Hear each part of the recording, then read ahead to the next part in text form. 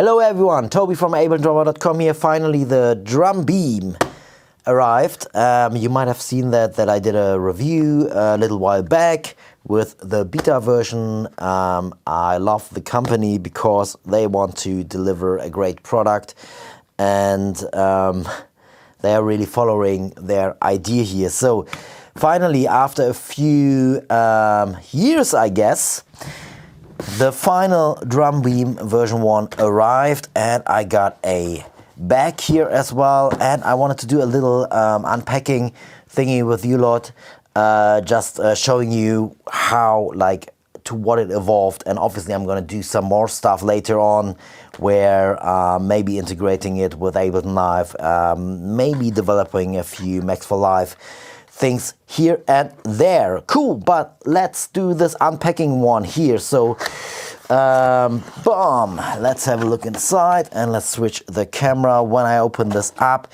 you get a few stickers. You get something like a quick start guide here, which explains the editing.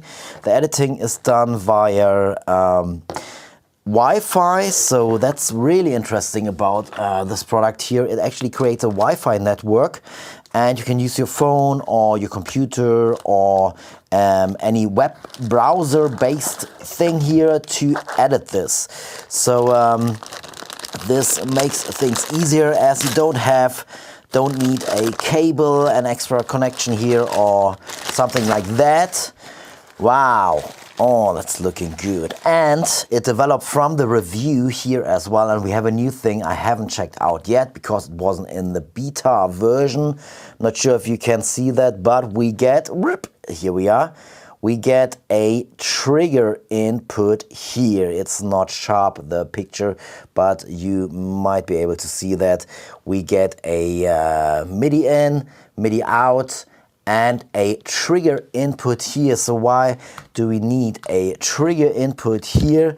Obviously you want to, if you're drumming with that, you might want to connect a kick pedal or a different pedal, and that can be connected to the Drumbeam. Now here I have to test this to let you know how well this works and how good this can be implemented. So what else do we get in the package here? So obviously, as if you want to run via a 5-pin MIDI connection, you need and they deliver that, mini jack to 5-pin MIDI. So if you want to connect this to your synth or to your modular stuff, that's great. Obviously you can connect, and you need to power the Drumbeam via the USB-C port here. So if you connect this to a computer, it will send and receive the MIDI via the USB-C port. You are powering it anyways. Okay, so we get a few tools here because we have this thing here. So the beauty about the Drumbeam is that it fits into most common cymbal stands, and you can connect it quite well with a lot of things, with clamps and stuff. So boom, boom, boom, boom, boom, boom, boom, done already. And we have one of those here where we can actually change this, how the angle should be. So let's try this way, and now we can adjust this how we need this. Maybe let's put it like 90 degrees ish, and then tighten it should be turning it to the right. It's pretty straightforward for me because I already had versions or beta versions here, so you know, and I didn't quite often change the angle here. I'm not sure if this needs to be hold from the other side. No, it doesn't look like it. So okay, so it feels not that tight at the moment, so probably just a few more rounds here, and then this should get tighter. Yeah, so this is a real unpacking video. Dun, dun, dun. Still needs some tightening. Okay, just a quick update on the tightening side of things here, tightening that thing. So you need to hold it from both sides to get that tight. It looks to me like this is not only the case for this specific Drumbeam unit, but that the screws are going into each other, and that way both sides need to be adjusted on the same time, or at least hold so that the one is getting tighter. Yes, so for that you should have like 2 of those in your backpack, because, or with your Drumbeam, because when you're at a gig and you travel around a lot, and last show something got a little bit loose, and then you want to tighten it, and then you only have one, and you have like, don't know, 2 minutes to go on stage or at soundcheck. This could like not be really not really a stressful situation, or that could be a stressful situation. So I will have 2 of those. I will get myself one that should be a number 4, I think. I have to check it, but it's probably somewhere in the manual as well. I hope so, but maybe that's some feedback for the AFK peeps here. Why not having 2 of those? They probably just are €1 or something, or not even, if you buy like a few hundred of them. Because if you need 2 of those to tighten it, then it should be it would be perfect if it would be in the case here, delivered as well. I mean, at some point you need them, and you need them urgently, because this is too loose or something, and then you are looking where this is. And for this, having a dedicated bag, that's an additional thing you need to purchase. I think the price is €40 on top of my head, but yeah, I really love having those things. Okay, and now it's tightened and loose, and you can perfectly put stuff like that in here. Done. And now it's in there, and it's with your Drumbeam, always with your Drumbeam. Cool, so what else is in here? So another screw thingy here, probably for turning that one, and that's the typical, oh, I don't read the quick start guide, I just try stuff out, and that's like how most people doing it, things.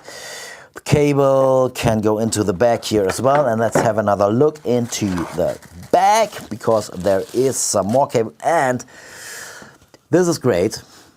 This is a USB-C to USB-C, so that's for the powering the Drumbeam, plus sending MIDI over, sending and receiving MIDI over. And if you want to have a look, and those, if you want a quality cable, a quality USB-C cable, that's $10 already at least. Well, if it's quality, it's probably a little bit more even. And this one looks like it is 3 meters. So that's quite some distance, and I'm sure they tested a lot of cables and a lot of things here. Yeah, it looks to me like 3 meters, but I can check that. And this is, you know, quite a long cable you can use for, and obviously you don't want always, not in every setup you want the Drumbeam to sit, or you want your computer to sit right next to your drum kit.